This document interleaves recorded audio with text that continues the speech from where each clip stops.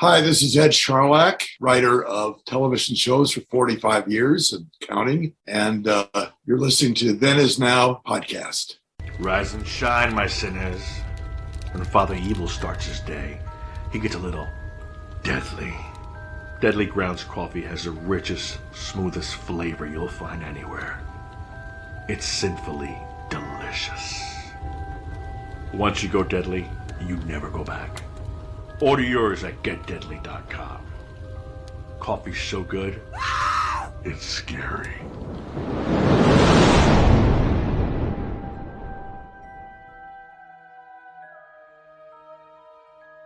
Hi, this is Rigor, host of Then Is Now podcast and The East Meets the West. I just wanted to say thank you to all of our Patreon subscribers. We appreciate your support as we grow the audience for our shows. You could find our links to our Patreon page as well as our TeePublic page at havenpodcasts.com. With Patreon, you'll get a lot of exclusive stuff, including our monthly pop culture newsletter, cool gifts, discounts for TeePublic, and our special exclusive show, Then Is Now Filmmakers series, in which we interview directors, producers, writers, composers, special effects guys, basically anybody who works behind the scenes in film and television, and get their insights into the process of creating films and TV shows. Also at our TeePublic page, you'll find cool merch that you can get or even give to others as gifts. You can find those links at our website, or you can go directly to teepublic.com/stores/havenpodcasts and patreon.com/thenisnowpodcast.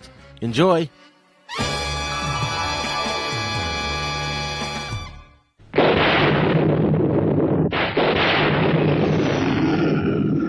What kind of a sick school is this? Uh-oh, don't go!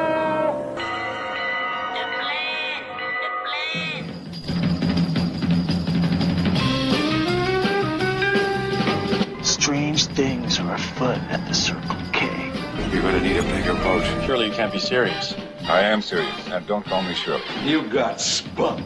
I hate spunk. Danger, Will Robinson. Danger. Oh, righty then. How you doing? Back off, man. I'm a scientist. Don't make me angry. You wouldn't like me when I'm angry. Say hello to my little friend. I love the smell of napalm in the morning. What are you people? On dope? Stop whining. I got a trap on deck that can choke a donkey. Who is your daddy? I'm sorry, but all questions must be submitted in writing. I'm sorry, Dave. I'm afraid I can't do that. Can I do that? I'll be back. A dynamite! Show me the money! Don't! Up your nose when you rub a hose. A what? I'm sailing! I'm sailing!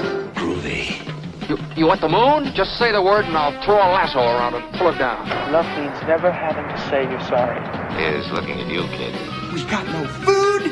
We got no jobs. Our pets' heads are falling off. Come to the coast and get together, have a few laughs. Hear that, Elizabeth?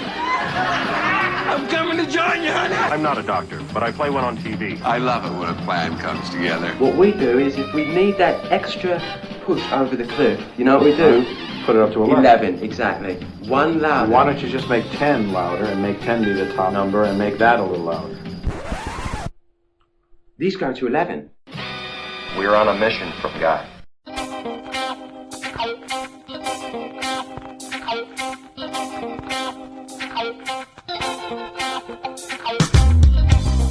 Hello and welcome to another amazing episode of Then Is Now podcast, the show in which we discuss pop culture of the past and how it relates today, as well as helping you, the listener, introduce young folk to all the cool stuff that they missed out on.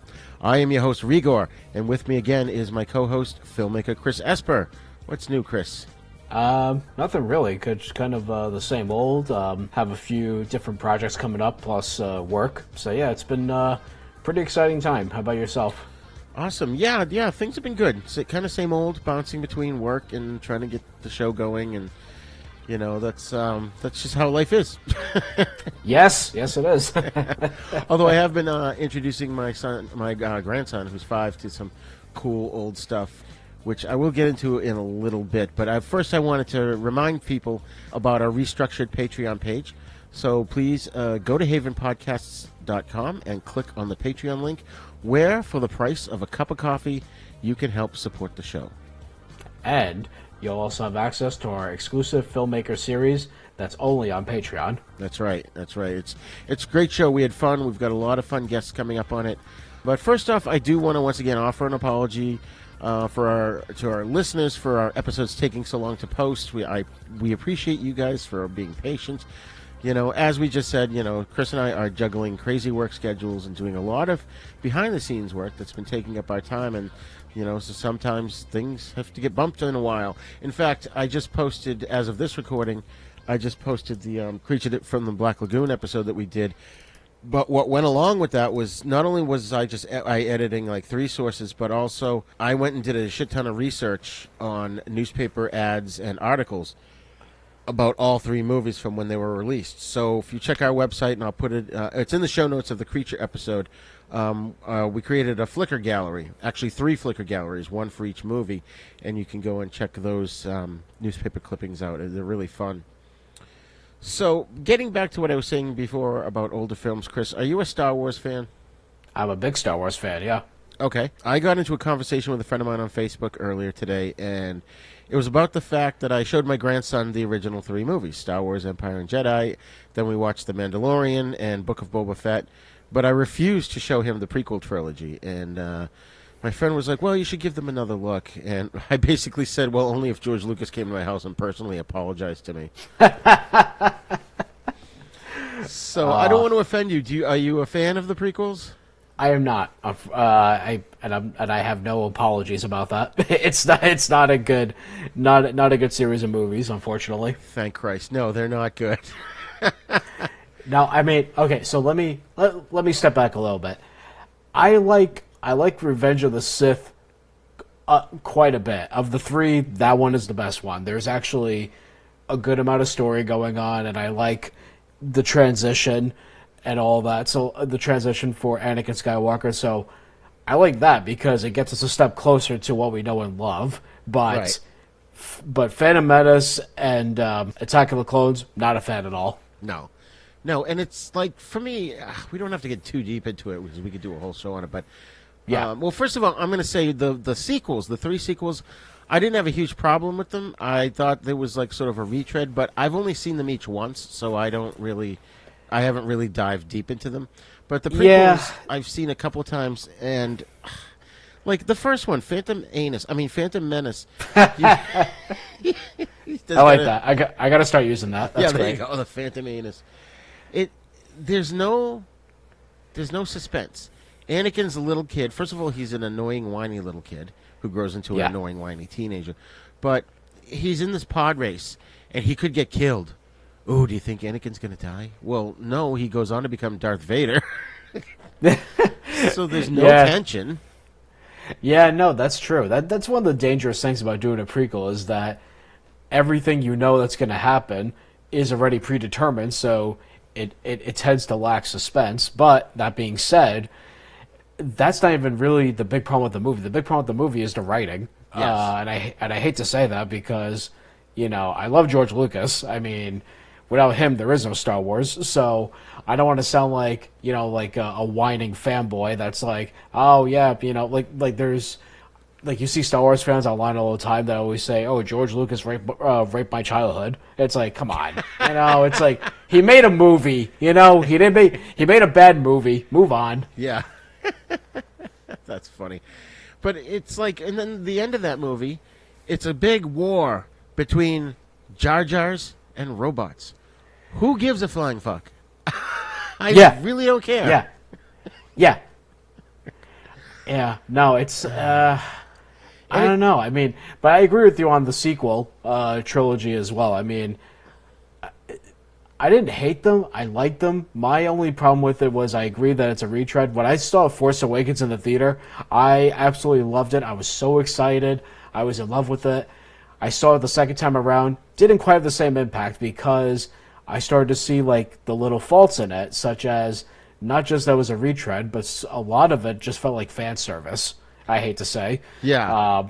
Like recalling and like, a lot of these late sequels that sort of come in because they're trying to cash in on nostalgia. They all do it. Ghostbusters Afterlife did it. They all do it. Right. But I feel like Disney has been like milking it for what it's worth, so much so that now is starting to get tiring seeing advertisements that a new Star Wars is coming, because like what made the original movie so special is that they were spaced out like every 3 years, and then when you got the prequel trilogy, it was like 15 years later or so, 16 years later, Right. and you're like, wow, it was like that was a big event. Now that feeling is gone. Yeah. And, you know, my friend pointed out that when he made Phantom Menace, it was aimed specifically towards modern-day kids because he showed it to his daughter, and she loved them. And she's like, 5 or 6, like my grandson. But I got to tell you, I'm sorry, because I was a fan of the original trilogy. I grew up. Those movies were aimed at me and you. And they should have been more like, I'll give you a great example, 2 great examples, The Mandalorian and The Book of Boba Fett. Those 2 shows have managed to capture the feel of the original trilogy without retreading it or pandering to kids, or anyone of any age can enjoy them.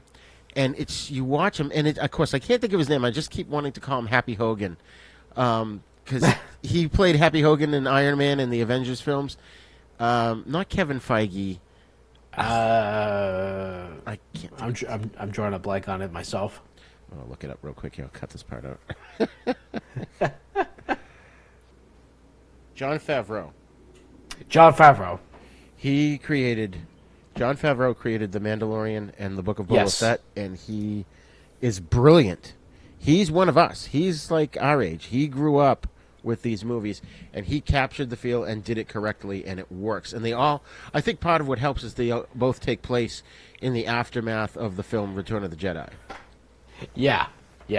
Well, I have to clarify on that too, because I was, I'm like I said, like I've always been saying, I'm a kid from the '90s. So when I first saw Star Wars, I actually did not see the original cuts. I saw the special edition first, unfortunately, which as a kid,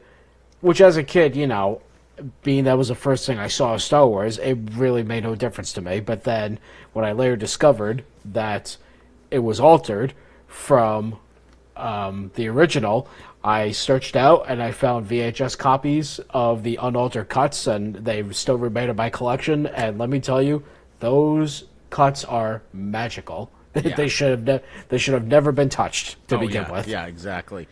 I agree, and that was the only version I had available to show my grandson was the special editions. But I too have the VHS versions. In my collection. Yeah. So whenever and I have the first 6 movies before the sequel trilogy on Blu-ray. Anytime I go to rewatch those, I don't ever watch the Blu-rays. I always watch the VHS tapes. Yeah, that's awesome. Yeah, I do. It's like, and maybe it doesn't make sense because it's not high def and all that, but right. It's the only way to see Star Wars. Yeah, I agree. 100%. Given that The Mandalorian and Boba Fett are good shows, I am curious to see this new Obi-Wan series. Yeah. But it, again, takes place around the time of Episode 3, so I'm a little wary. I heard that, what's-his-name's coming back to play Anakin / Darth Vader. So I don't know how they're going to do that. But if it's Jon Favreau, he's probably going to do it well. He'll probably actually make me want to go back and watch the prequel trilogy again. If it's that good. You know what? Only Jon Favreau is going to be able to do that. Yeah, exactly. I feel like everything he touches is like gold, like throughout his career. Oh yeah, a great filmmaker. Yeah, it's unbelievable, and you wouldn't expect it. When you watch him playing Happy Hogan, it's this goofball is making all these awesome things and like doing it well. I mean, if you look at his filmography, he did. He did Elf, which is of course a Christmas classic in That's my right. mind. And he plays the doctor in that. Exactly. He did of course the Iron Man. So he's great.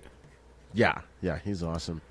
So one other thing I wanted to bring up also that I'm looking forward to that's not Star Wars related but is from Marvel through Disney or I don't know, it's Disney, Marvel, whatever. It's the Moon Knight series, which I believe is starting at the end of March. So by the time your listeners hear this, it will already be on. Moon Knight's always been one of my favorite Marvel characters. Have you ever heard of him? No, I haven't. Oh, he's cool. Instead of a black outfit, he's got a white outfit with a cape and a hood and sort of this white mask that covers his whole face except his eyes. And he's like this dude who's, gosh, it's been so long since I've read the comics. He's got this like split personality. And one of them is this like mercenary that ends up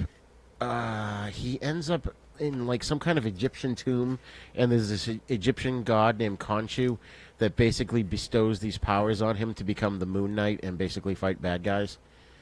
And okay. So it's this struggle, at least from the trailer that I've seen, it's a struggle between the main personality and then this other darker personality that goes out and fights crime at night. So it sounds like it'll be something interesting and different than what we've seen so far. Yeah.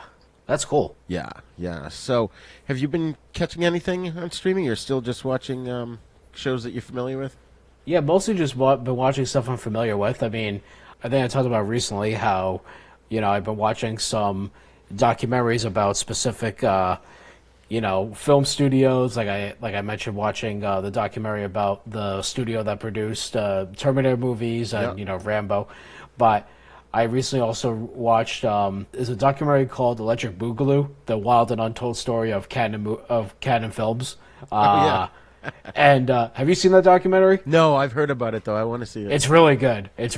I mean, it's funny. There's a lot of great stories about what a crazy studio it was at the time. 'Cause, I mean, they were making. They were making. I think they said in the movie that they were making an upwards of like 25 to 30 movies a year. When at the time, studios were doing maybe 8 to 10 movies a year. I mean, it was crazy how much they were doing. Yeah. I mean, and it's amazing when you think about it that this same studio gave us 3 movies in a row, all of which were absolutely god-awful, but so bad they're good. Over the Top with Sylvester Stallone. The arm wrestling. Superman 4, The Quest for Peace. And He-Man Masters of the Universe with Dolph Lundgren.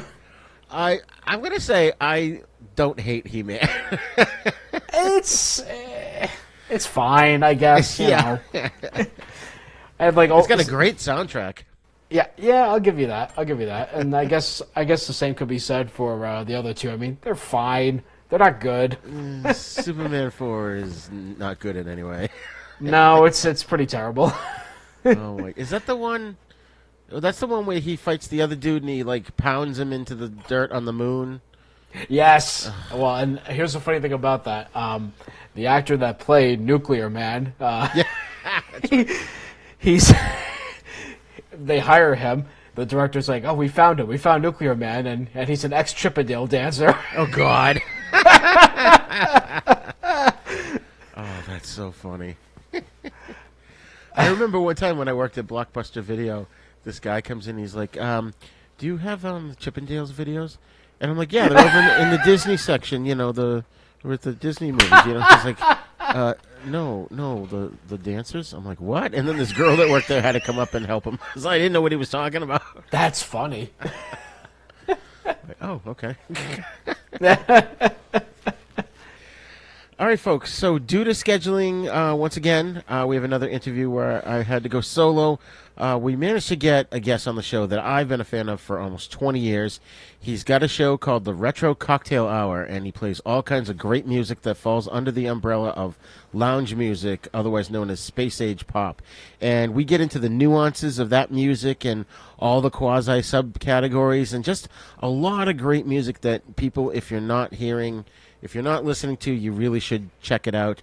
If you're only slightly familiar with this kind of music, lounge, or if you don't know anything about it at all, sit back and listen to what you're missing out on. Class is in session. I have a bad feeling about this. How could I possibly be expected to handle school on a day like this? Food fight! Hey, you in my class? I am today. I think you should consider transferring to shop class. Now, very few students are severely injured in shop class. Bueller. When you were in school, Bueller. did you ever cut class? Bueller. Yeah, I guess I did. Sure, most kids cut classes. Good. Sign this. He's sick. I get so lonely when I hear that third attendance bell ring and all my kids are not here. 7 years of college down the drain. Fat, drunk, and stupid is no way to go through life, son. You lack discipline. As long as I'm here, there will be no grades or gold stars or demerits. We're gonna have recess all the time. Woo! Go, play, and have fun now. Okay, folks, we have an awesome guest on today who I've been a fan of for well over 15 years. He's a self-described radio rat, having started on the air in high school and still hasn't hung up his microphone. He's a DJ and producer who has produced quiz shows, radio dramas, concert broadcasts, art magazines, record shows, and more. In 1976, he was named Outstanding Student in Radio, TV, and Film at the University of North Texas. He's also won several awards, and if I read them all here, we'd have a 9-hour show. But some of the highlights are Best Comedy Show from the Mark Times Awards, Best Comedy Show from the New York Festivals, and Best Live Entertainment Show from the Corporation for Public Broadcasting Program Awards. He's the owner and producer of Right Between the Ears Productions, a company that for 35 years has produced award-winning sketch comedy shows and radio plays broadcast every week on Kansas Public radio stations. He's also currently the program director for Kansas Public Radio. For 25 years, he's been the host of the insanely popular radio show The Retro Cocktail Hour, in which he imparts his vast knowledge of lounge music and performers, as well as playing all kinds of, as our guest today puts it, music that's shaken, not stirred. This nationally broadcast show features swingin' bachelor pad music from the 1950s and 60s, Exotica, and incredibly strange music, and more. The show's anniversary celebration is coming up at the end of April here in 2022. Ladies and gentlemen, please join me in welcoming to the show, direct from the underground martini bunker, Mr. Darrell Brogdon. Welcome, Darrell. Thank you, Roger. That introduction makes me exhausted. Yeah. Awesome. So one thing we do with first-time guests on the show is we always like to start with, where did you get your start, and can you tell us about your journey to KPR Radio and the Retro Cocktail Hour? I got started in radio because I knew somebody. I was a 17-year-old kid, and the new general manager of the one and only radio station in town moved in next door to us. So I got to know him, and he gave a friend of mine and me jobs at the radio station. We had no experience. The pay was lousy. We worked weekends, but through that experience, we got to learn the business of radio. And this was in 1971. And it was a radio station that had a format that doesn't exist anymore. It was an MOR station, middle of the road, which means they played a little bit of everything. They played some jazz, they played some country, they played some big band music, crooners. I mean, it was just a kind of a hodgepodge all mixed together. And, you know, that's where I got to, learn about different kinds of music and how to put them together on the radio. Awesome. So that was my first job in radio, and I never thought I would stay in radio. I was destined for a career as a cartoonist. And once you get the bug, it's hard to do anything else. And it was an exciting medium, is an exciting medium to work in, and even still today. So I never became a cartoonist as a result. So that's a long path to winding up at Kansas Public Radio. I went to work there. Gosh, one of my coworkers likes to say I began there in the Jurassic period. And when people ask me, how long have you worked here? I always say my standard answer is 75 years. But it's really more like, I think I've been there since 1982. So you do the math. Right. I'm not good at math, so don't worry. Well, neither am I. So it could be 75 years for all I know. That's awesome. Well, good for you. And where did you come up with the concept of making the Retro Cocktail Hour? Well, as a kid, I always listened to this music. And for me, I think the starting point was my mother was a member of the Columbia Record Club back in the day. And that was a kind of a scammy subscription service where every month they sent you a postcard or flyer telling you, these are the recordings that we can send you. And you had to send the card back saying, I don't want those records. And then they wouldn't send them. But if you failed to send the card back, which I think was the business plan for the Columbia Record Club, and everybody always forgot to send the card back, so they would always send you 4 or 5 albums every month. And so that's how a lot of people acquired a small record collection that you didn't actually want. And so my mother, sometimes forgot to send the card back, and so she acquired a collection of records, one of which was Martin Denny's Exotica.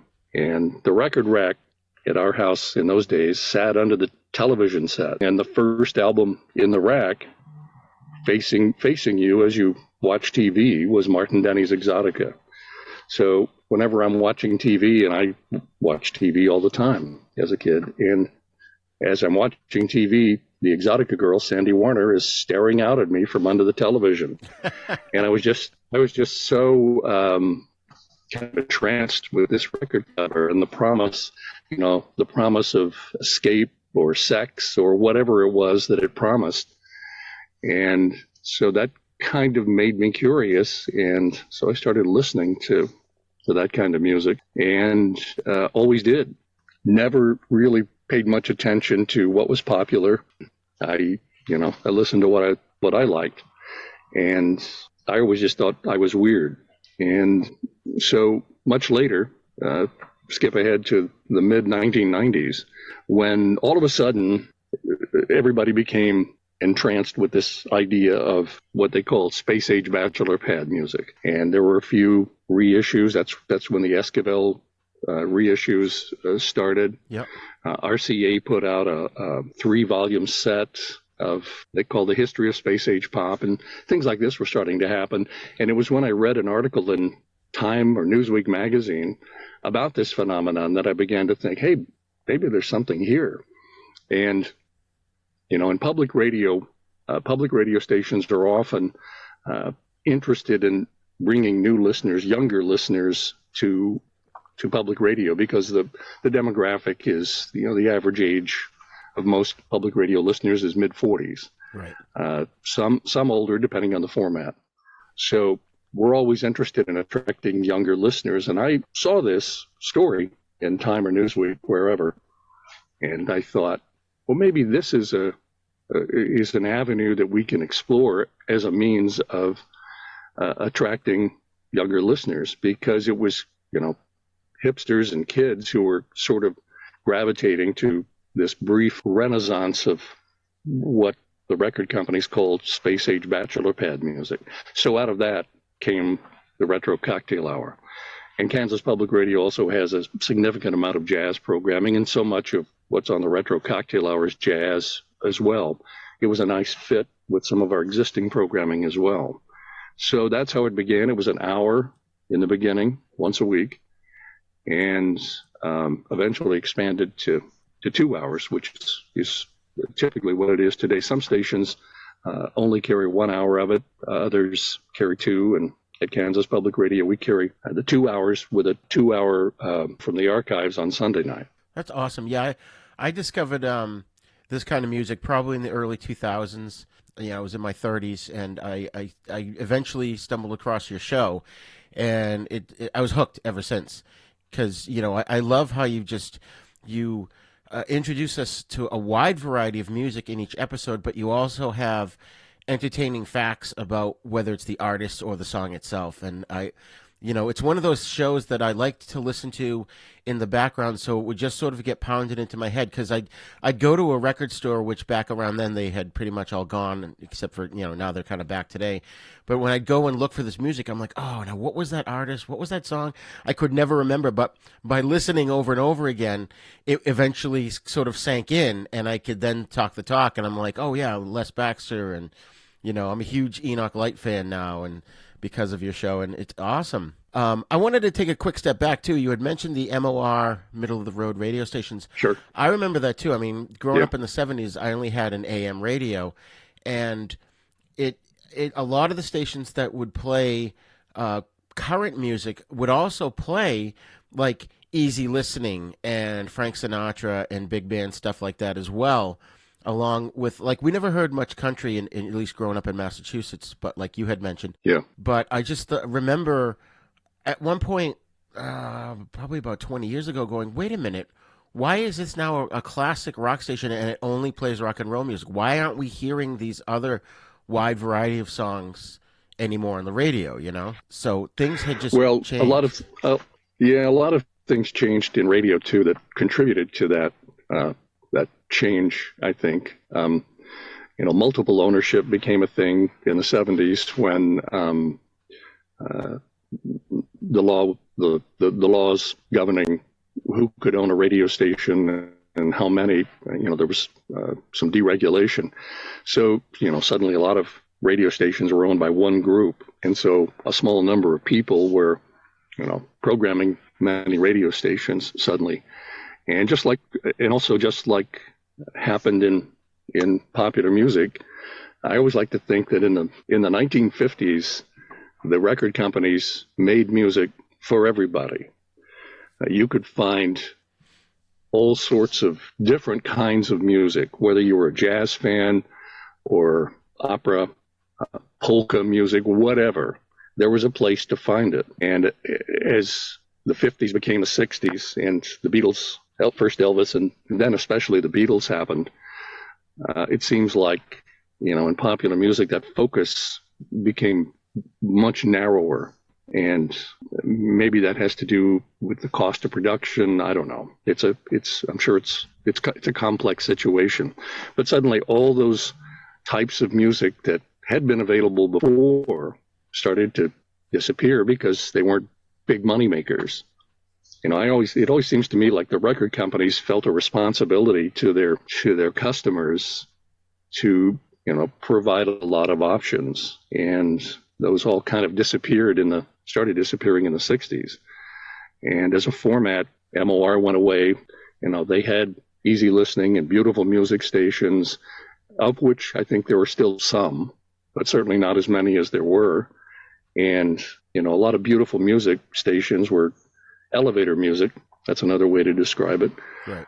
All disappeared. And many of us in radio worked at what we call combo stations, where there was an AM and an FM.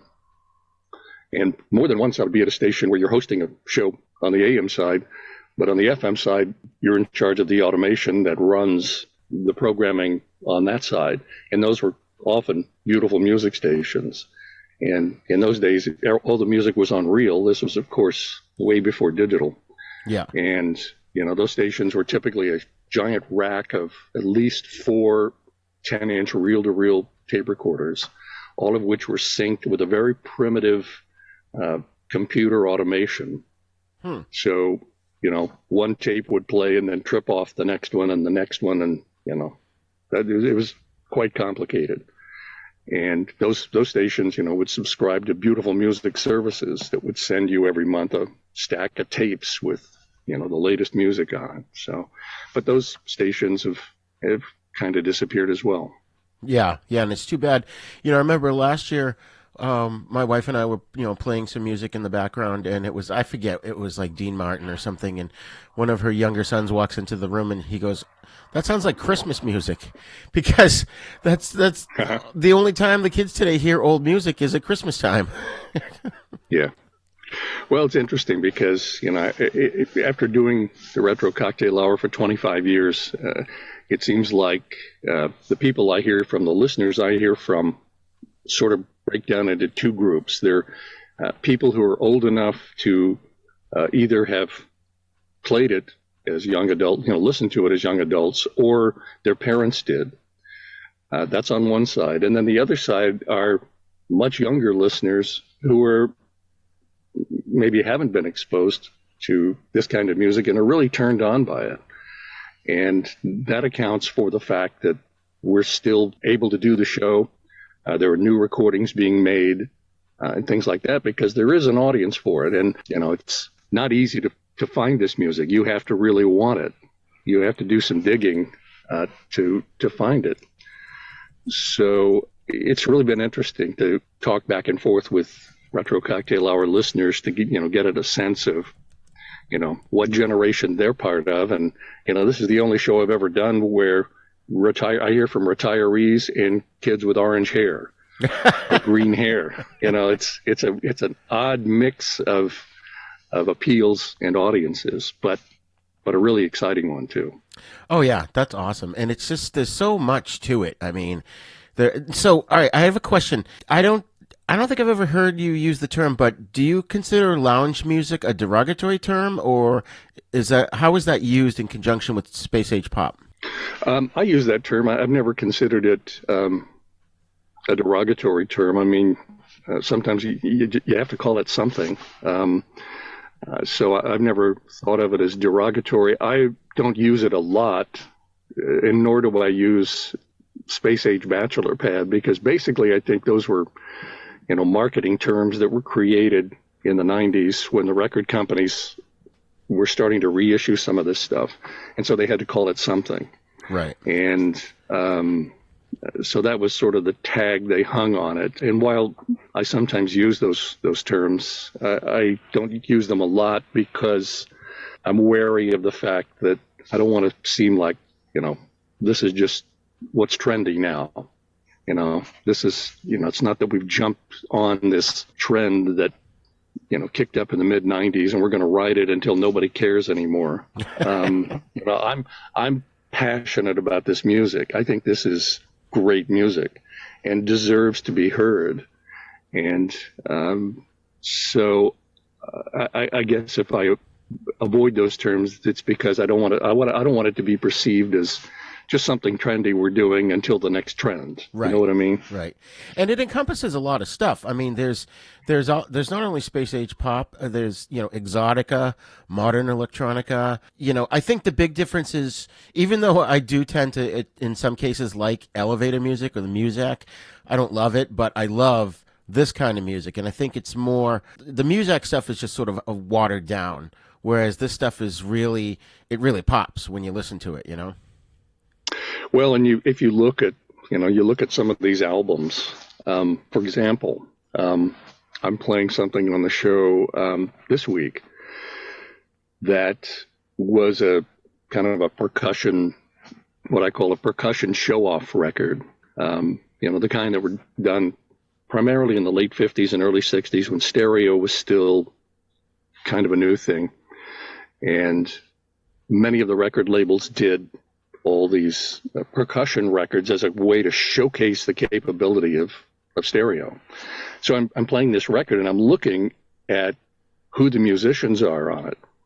And, there are guys like the saxophonist Phil Woods, who was a legendary jazz player, drummer Mel Lewis, another great name in jazz. These guys were consummate musicians. And yeah, maybe some of these records they appeared on, it was gas money or it was rent money or, it was a gig. It was just a job. But they still were great musicians and they weren't phoning it in.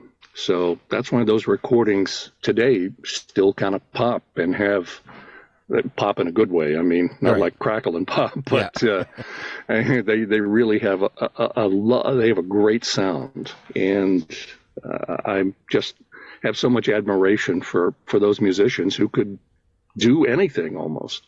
Oh yeah, yeah, and I love it too. And it's like there's just so much to it. Like I love organ music. I love every time I'm in a Goodwill or any place or even a record shop that's selling records, I'll try and find organ albums that I don't have. I actually took a quick peek through my own collection because there was a handful I wanted to see if I had available, easily. And I dug out a couple I wanted to mention to you. One is called Offbeat Percussion, starring Don Lamond and his orchestra. Yeah, that's on Command Records. Yes. Yep. That's a really Don good Lamond appears. He appears on a lot of those Command records. His name pops up quite a bit. I mean, Command used a lot of the same musicians on all their records, and they were all great session guys. Oh, yeah. So, yeah, I'm familiar with that record. Awesome. I found another one, too, that I wanted to ask you about. It's called Moods in Melody by Dick Delaney, the aristocrat of the Hammond organ. And it's actually signed by Dick on the cover. Do you know anything about him or this album? Not off the top of my head. I, like you, have a lot of organ records, though. And I'm particularly fascinated with artists that nobody has ever heard of before, who play the Hammond organ. And so there are anytime I see a record by somebody like that, somebody, who is appearing at the Ember Lounge in Des Moines, and they did a record playing the Hammond organ, I always buy those records. So I've got quite a few like that, and they're frequently autographed because those records were produced to sell at the gig. Oh, okay. So that's why frequently with artists that we're not really familiar with, that may be why. Because, for example, I'm a big fan of John Buzan, who was a Cuban-born organist who had a trio, organ, saxophone, and percussion. And he got a record deal with Liberty Records, which was pretty big time. He only did two albums for Liberty, but he went on in his career to continue to work in clubs, and he did half a dozen self-produced albums with increasingly crummy cover art, but because they were cheap to produce. But I've got like 2 or 3 of those autographed by John Buzan, again because those records weren't released by a label; they were self-produced, so John Buzan could sell them at the club where he was performing, which is why frequently those records are also autographed. Oh, okay. Now that makes a lot of sense. So when I found that a few years ago in like a Goodwill or something, and I'm like, wait a minute, is this worth something? It's autographed, Well, it's worth something to me. I mean, that's those kind of records. Unless the record's just completely trashed, that's a instant purchase for me. Yeah, exactly. I mean, I remember the days when my mother would take me to the mall, and they'd have the organ shop, and the guy out in front with the Hammond organ, and he's like, playing away all kinds of crazy songs, and I used to just sit there and listen for a long time. Yeah. Well, those like I said, I'm a big fan of organ records too, especially those performers we've never heard of before who did one album and that's it. Yeah. And because they've all got a story. And I guess part of the mission of the Retro Cocktail Hour is to ensure that those folks aren't forgotten. Because to me, the worst fate a performer or musician can have, the worst fate that can befall a musician is to be forgotten. So I'm devoted to that mission on the Retro Cocktail Hour.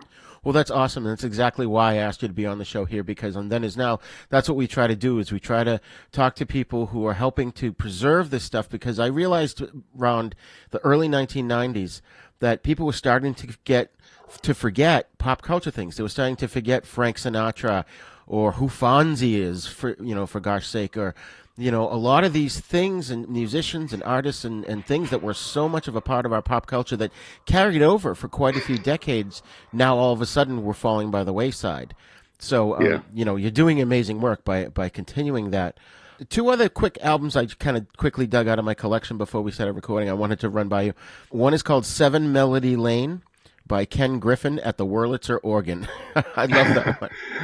I'm familiar with, I don't have that album, but I have a bunch of Ken Griffin albums, and somebody once called Ken Griffin albums as roller rink music. Yeah. The kind of music you would hear in your local skating rink. Yes, which I love that. Yeah. And then I found one other one. It's that I thought was interesting, because it seemed obscure that I should bring it up on the show. It's called "Yesterday When I Was Young," the electronic harmonica by Alan Black-Shackner with the New Group. Wow, that's a new one to me too. Sounds interesting though. Yeah. I'll send you pictures of these, and At some point, Cool. I can record off records, so if I can send you a copy of them, I will. Cool. So now, one other thing, in doing my research for our show today, I came across swinging music. Now, I know what swing music is, obviously, from the 30s and 40s, and I read a brief thing that basically said swinging music was sort of an offshoot of that. Can you explain what that is? Swinging music is an offshoot of swing. Is that what you said? Yes. Yeah. Huh. To me, they're one and the same. So unless there's some hidden meaning to swinging music, I don't know. Is that music? Is that music that they used to play in the suburbs when they were doing a key exchange? I don't know. I'm not sure. Somebody once described library music as suburban wife swapper party jazz. Maybe that's swinging music. So yeah, I don't know the difference. To me, they're one and the same. And certainly the swing era is sort of a foundation of much of what I play on the Retro Cocktail Hour, if only because many of the musicians who went on to do those type records came out of the big band era. I mean, Les Baxter, for example, was a reed player in the Freddie Slack big band in the 1940s. Right. So many of those guys came, even Martin Denny was part of a big band at one time, because those were the jobs. That was the music that was popular in those days. So all those guys came out of that tradition. Yeah. Oh, yeah. I mean, Frank Sinatra, Dean Martin, Bobby Vinton. I mean, they all kind of pulled from the 30s and 40s, the influence into the later music. I mean, even Burt Bacharach was doing this kind of stuff. Right. And it's funny, too, you mentioned, I just thought of about the cover of the album. Like right now in my living room on display, I have the reissue of the Girl in Gold Boots soundtrack, sort of. I have that on display. And that's also one of those covers that catches you every so often and, kind of strikes some wonder. And I remember as a kid, like the Herb Albert, some of the Herb Albert covers were, like whipped cream and stuff. They were very provocative in the day. Oh, yeah. I mean, I will confess to you that I once bought a Ventures album, a double album, solely for the cover. Because, I mean, I was a fan of the Ventures, but I didn't even look to see what this album was. There was a girl in a gold bikini on the cover, and I was 13 years old. So, and I still have that album. That's awesome. But, yeah, I mean, that's another aspect of this that that doesn't, I suppose, translate too well on radio, but the album cover art from those years is just fantastic. Just so so much of the music on the Retro Cocktail Hour is its intent is to create an escape, and the album covers many times do the same thing. That is especially true with Exotica music, for example. That music is all about escape. And the album covers reflect that as well. I mean, you look at all the record, the covers of the albums that Martin Denny was doing in the late 50s and early 60s, with all those shots of Sandy Warner, the Exotica girl, in various poses, sitting on the deck of a bamboo hut, or waist deep in a mountain stream with her cleavage hanging out. And those were all sort of seductive, provocative fantasy covers. Yeah. So that was a great time in terms of the cover art, and of course, the LPs are 12 by 12, so they're frameable, they're big. You can hold them, you can put them on your wall. Nobody frames the cover of a CD. Right.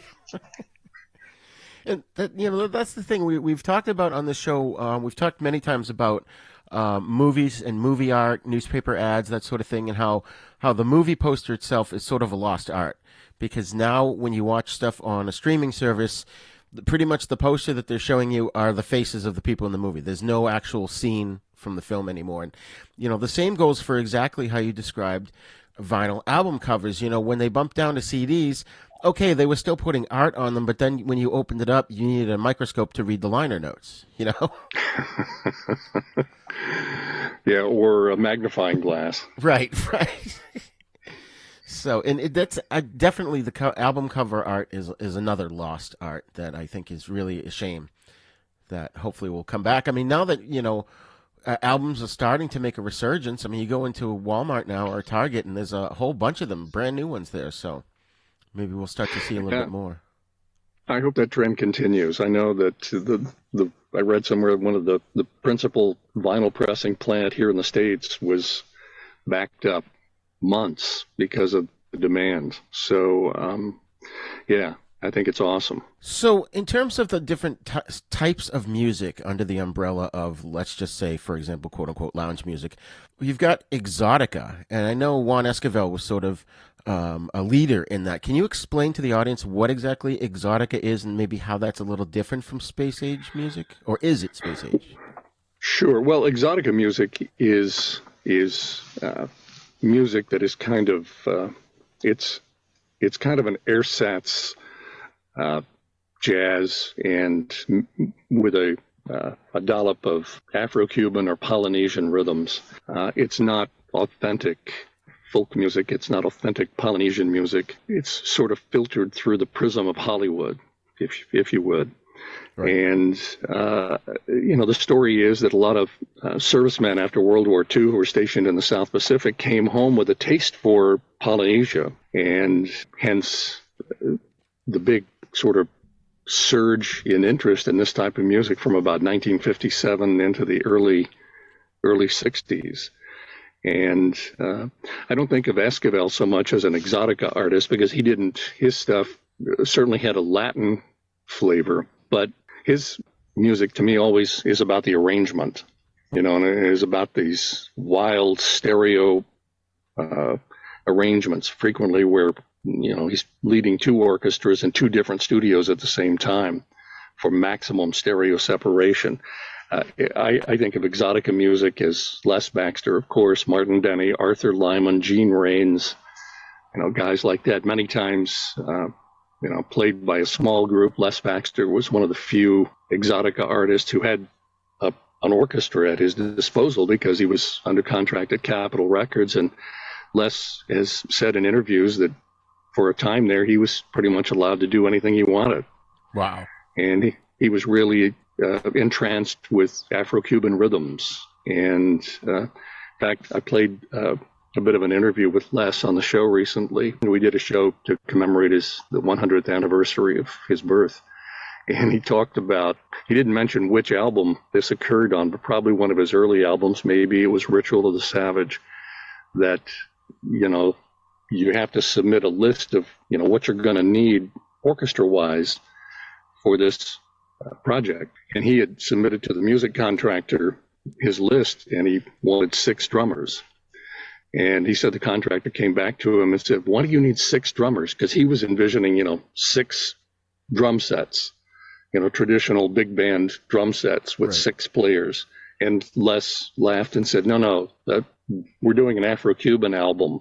And so there's lots of different types of percussion that comes into play. So it's not just a drum kit, it's congas, it's bongos, it's all kinds of different things. So I need 6 percussionists to achieve that. And, I get back to this notion of escape with Exotica music. I was talking to a good friend of mine who worked in the legendary Tiki Cat here in Kansas City, which is sadly fell victim to the pandemic. Oh. But she always used to say, it's all about escape. That's what we promise in this tiki bar, is to take you away from your daily life and give you the promise of sunny beaches and palm trees and great drinks. And to a large extent, that's what the music is all about, too. So I think of Exotica music as sort of the music of escape. Right.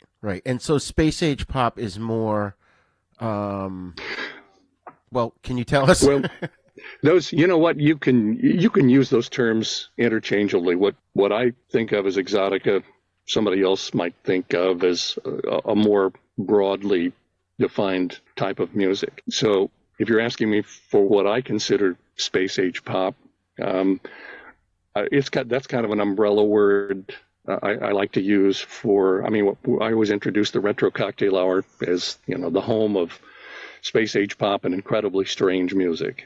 that kind of encompasses everything at some level. But if you want a definition for what space age pop is, it's the music of the era of the space race, really. You can chart it almost exactly, from the mid-50s to the mid-60s, possibly late 60s, when the space race was underway and everybody was sort of space-focused. You can see it in advertising, you can see it in music, movies, clothing, and so it's a good sort of catch-all term, and reflected in many of the covers of these albums. I mean, I have a whole section in the Underground Martini Bunker that's just called Outer Space, and it's albums with an outer space theme or an outer space cover or both.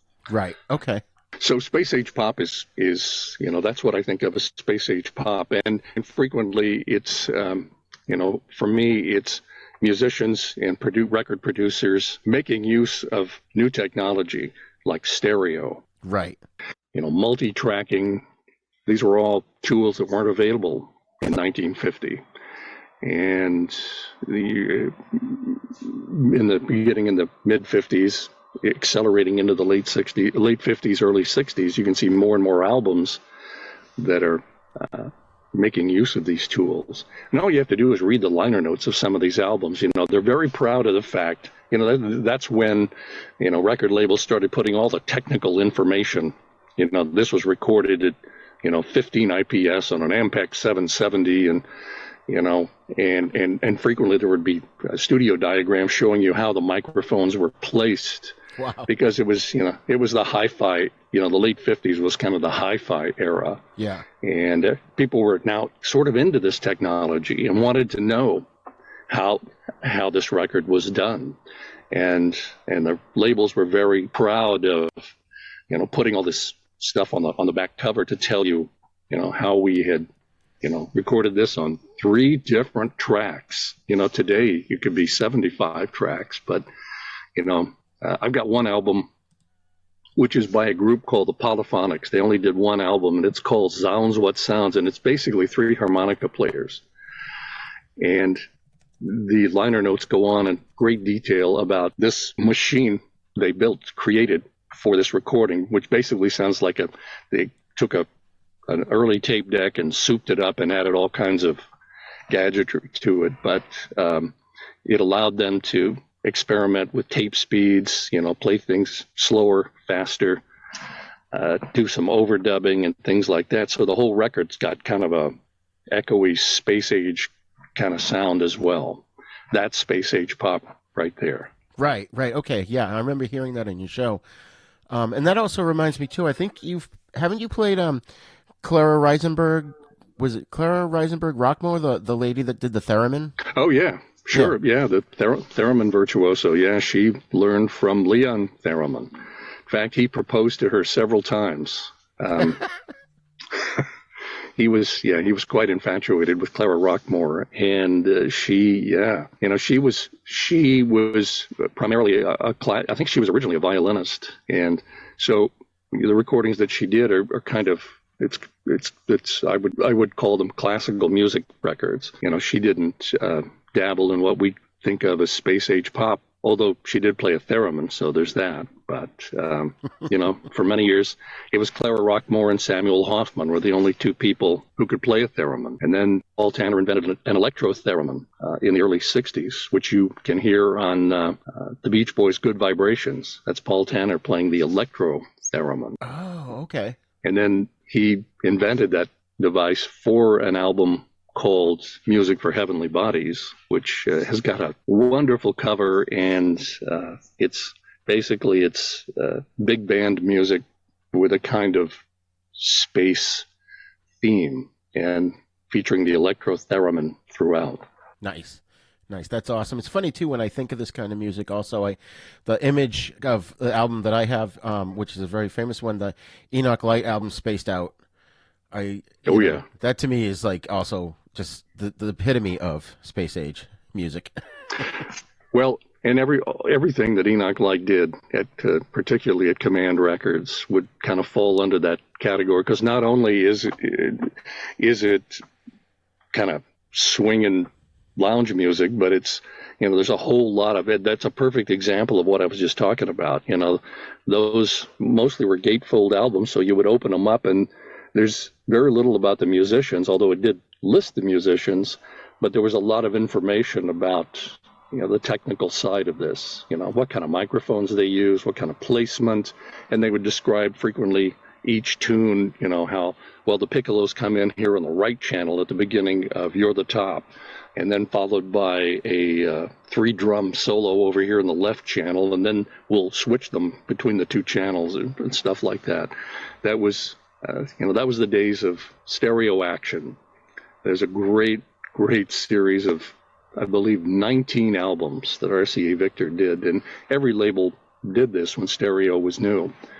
But they marketed it as stereo action, the sound your eyes can follow. And you listen to these albums, and the players just kind of move from left to right, mainly just because, hey, we can. Right. Now we have stereo. Let's move the reed section from left to right and back again. And you can tell when you listen to those albums how some of them they're just using the effects for the effect's sake, just because we can. And others, Esquivel is a good example. He did 2 albums in the stereo action series, and for one of them, literally did split the orchestra in half. They were in 2 different studios connected by headphones. That was done in order to maximize the stereo separation between those two. And that was the kind of stuff Esquivel was doing when he was at RCA Victor in the late 50s and early 60s. That's amazing. That's amazing. And that's stuff, too, that sort of leaked into the mainstream music. If you think about, like, say, for example, David Bowie, some of his songs, particularly from the 80s, you could just, if you're in the car, you could just play with the left and right channel, and you can hear him harmonizing in different levels on one side or the other, harmonizing with himself. Yeah, and all that wizardry began with stereo action records, the Command Records line, and and these type of albums where they were beginning to experiment with the technology, which afforded them all kinds of opportunities that they didn't have before, back when everything was just dumb old monophonic sound. Right. And it's funny, too, like I try to tell the kids today, they don't have that. I would say most of the pop music that comes out, first of all, it all sounds the same to me. And I've tried to tell them there's no creativity involved. It's all beatbox and auto-tune. And, literally what you've just described is pure creativity by saying, okay, now we have stereo. Let's see what we can do with it. Let's play with it just because we can. And now today it's all, a bunch of suits trying to figure out how to make music, and it doesn't work. Well, the music industry is, like everything, is going through enormous transition. And, I'm with you. I try to keep my ears open to new things. And, there's a lot of artists I've played on the show that, coming up this week, for example, there's a terrific band that I came across recently called the Jazz Passengers. They've been somebody described them as if Frank Zappa had formed a jazz band, it would be the Jazz Passengers. Oh, that's awesome. So, for example, I'm playing a classic old tune called Don't You Go Way Mad this week, featuring the Jazz Passengers with vocals by Deborah Harry and Elvis Costello. But it's great swinging stuff. It fits in perfectly with what we do at the Retro Cocktail Hour. And, the one aspect of doing the show that I find particularly exciting is how much new music is being created that I can play that sort of fits into this category. There's a great new album out by a performer named Molly Lewis, who plays the ukulele, but she's also a terrific whistler. Oh, wow. And her new album, which is available on vinyl, is called The Forgotten Edge.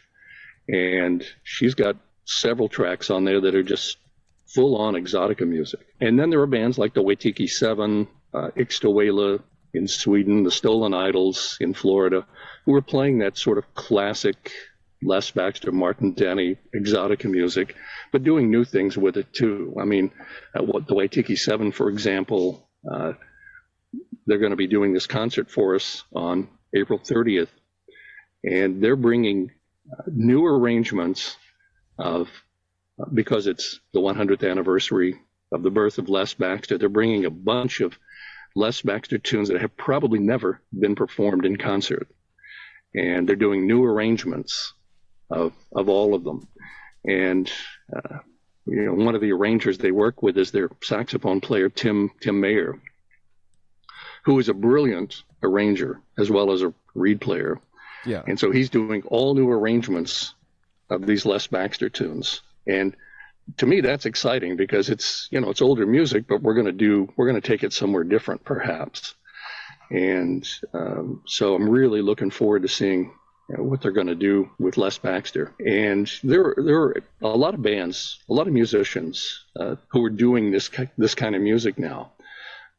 They're maybe not signed to a major label, but they're not mining that particular vein anyway. Right. People like the Voodoo Organist is another one. The Radio Science Orchestra is one that I really like. You were talking about the theremin earlier. The Radio Science Orchestra, I think, has 3 theremin players. But a lot of what they do has 1 foot in the new and 1 foot in the old. It's a wonderful mix of new and old that they're able to do and be true to both. So it would be easy with a show like the Retro Cocktail Hour to turn it into a wax museum every week. And, yeah. I don't want to someday sit up and realize all the music I played in the last hour is all by dead people. I want to also incorporate new things that are being done because this is a living music. And I want people who are just discovering this to know that it's not just music that was recorded 50 years ago. It's also new things that are being done by young artists who are equally excited by this music. That's awesome, because that's one of the questions I was going to ask you. Are there new artists, continuing this music on, which is great. I just hearing that, it makes me feel so good about things that, we're not going to lose all this stuff.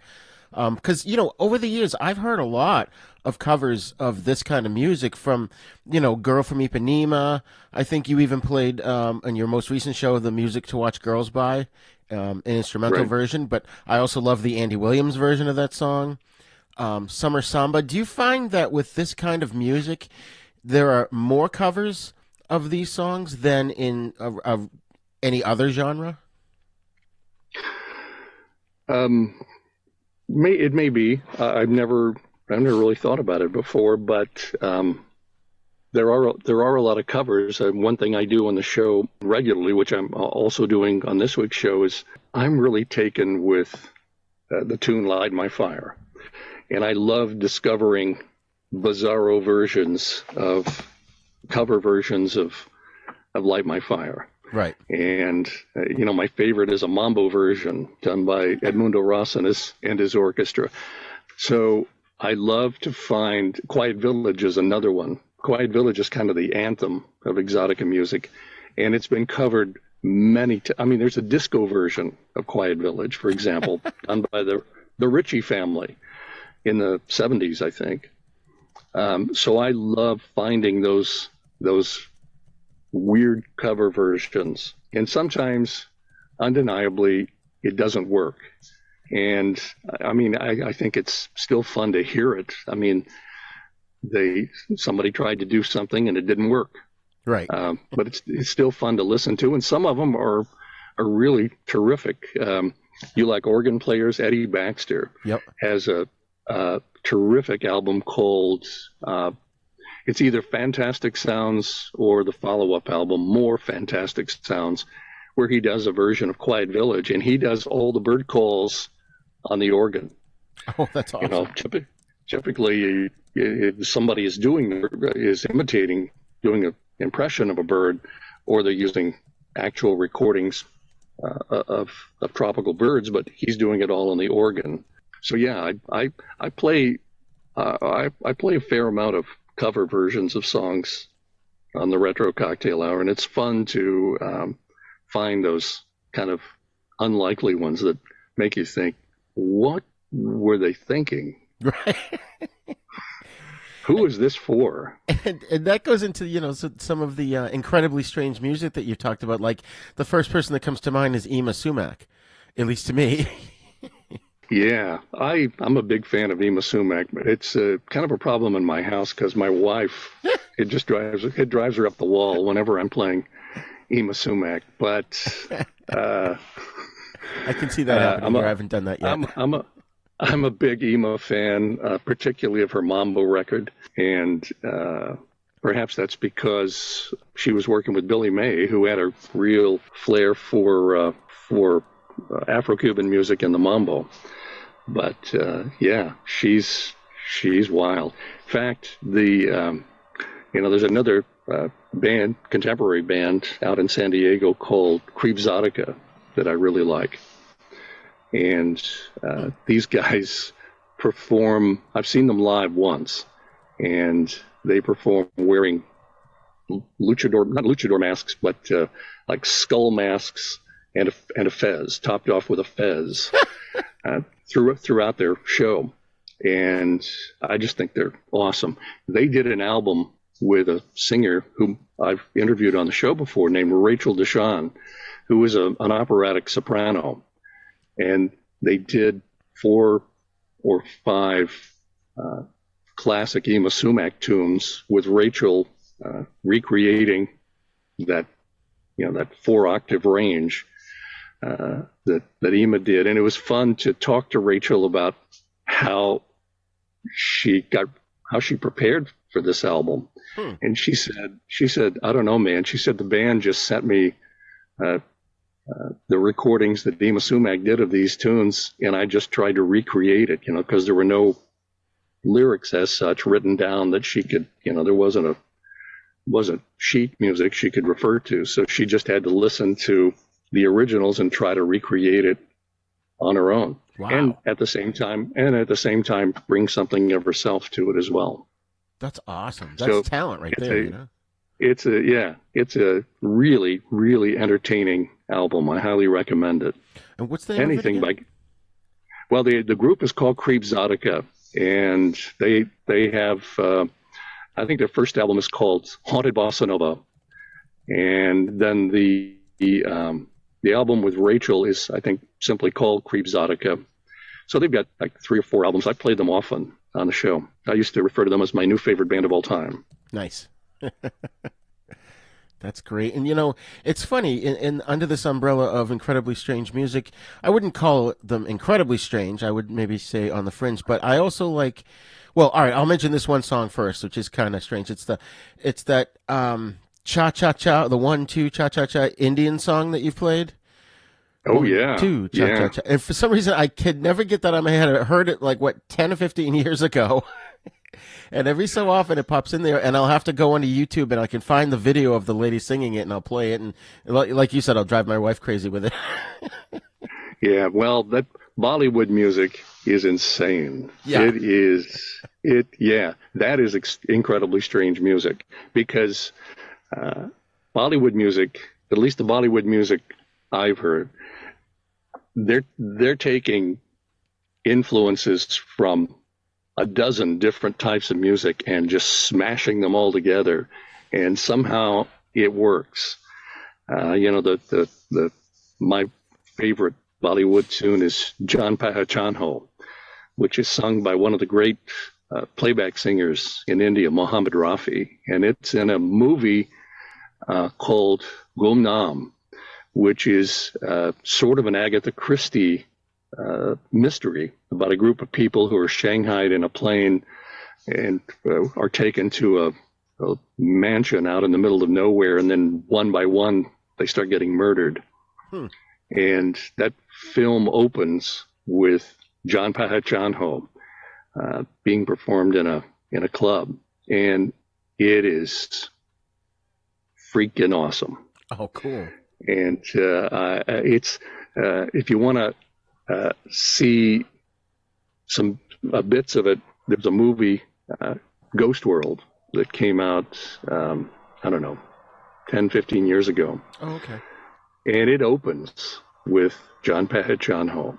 And more recently, there's a Heineken commercial that uses it, which is really fun. A guy, if I remember this correctly, is a guy on a train like the Orient Express, moving through this train car and interacting with all sorts of different shady characters. And John Pahajanho is what's playing on the soundtrack. Oh, that's cool. So yeah, Bollywood is a genre unto itself, but because it features influences from Latin music and jazz and other things, I like to play it occasionally. There's also a great band, I think they're in Brooklyn, called Bombay Ricky, and they have a singer who has kind of an Ima Sumac voice, and they're doing original stuff. They're not so much doing covers. They're doing original stuff, but it's all kind of got that flavor of Bollywood music, which is, it's great melting pot music because there's so many different types of influences intersecting in that stuff. And the movies, the Bollywood movies, are just crazy. Yeah. Oh yeah. They'll just, like Gumnaam is essentially a murder mystery, but every 10 minutes or so they stop it for a big production number. Right. So I love them. I love those movies. Well, I saw one where there was like a fight sequence that went on for almost a half an hour. Yeah. I used to have a coworker who was from India, and she walked in on me one day in my office, and I'm playing the John Pahajanho video on my computer, and she just rolled her eyes, and she said, "We don't talk about those movies." That's hilarious. I think she really kind of looked down on them, but that is so funny. That's like all this music, including the Indian stuff and whatever. It's just pleasant and fun to listen to. But like I said, with this song in particular, but they're all so catchy and memorable. That's what I think is like you said, the 100% that these guys were putting into all this music is what makes it like that. Yeah, I agree. For the most part, just consummate artists working at the top of their game. And that's one of the real pleasures of digging this music. I always go back to a guy like Plas Johnson, who is still alive and is a saxophone player, reed player, who started out playing R&B and primitive rock and roll, and eventually did some jazz. But he also was a working studio musician. So he appears on a lot of different recordings. And two of my favorites are two albums that Les Baxter made at Capitol in the 1950s. Actually, maybe more than two. But the two that really stick out are called Jungle Jazz and African Jazz, both done in the late 1950s. And Plas Johnson's got the lead tenor on that. Wow. And it's just awesome, just amazing. Plas Johnson went on to play the saxophone solo in the original recording of Henry Mancini's Pink Panther theme. Oh, okay. So he appears on a lot of recordings, but he's a great example of a guy who could do just about anything. That's awesome. He's still alive today, too? That's great. I don't know if he's still playing or not. He's got to be 90 or older. But yeah, he has made a few recordings in the last 15 years with a bass player named Joey Altruda out in California. But I don't know how active he is anymore. But right. Great player, and typical of those guys who were working session musicians back in the day. Yeah. Everybody talks about the Wrecking Crew, that great lineup of session musicians out in Los Angeles. They appear, many of those players appear on many of these albums that we're talking about. Yeah. Oh, absolutely. They're so good and talented. One song, considering strange music, I wanted to bring up was that you've played a few times on the show, Manamana.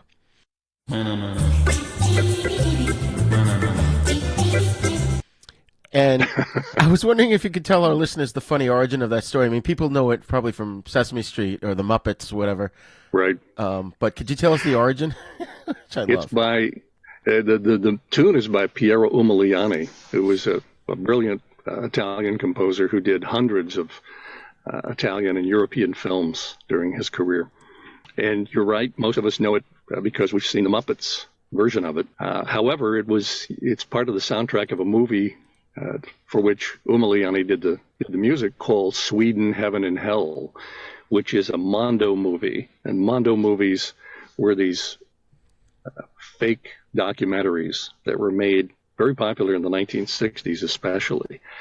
But basically they were just excuses to show bizarre sex practices, torture, just weirdness of all kinds, all dressed up like documentaries, but what they really were was exploitation films. Right. So Sweden, Heaven and Hell is a perfect example of that, but it has a terrific score by Umiliani. The whole score is great, but Mana Mana is really the standout tune in that album.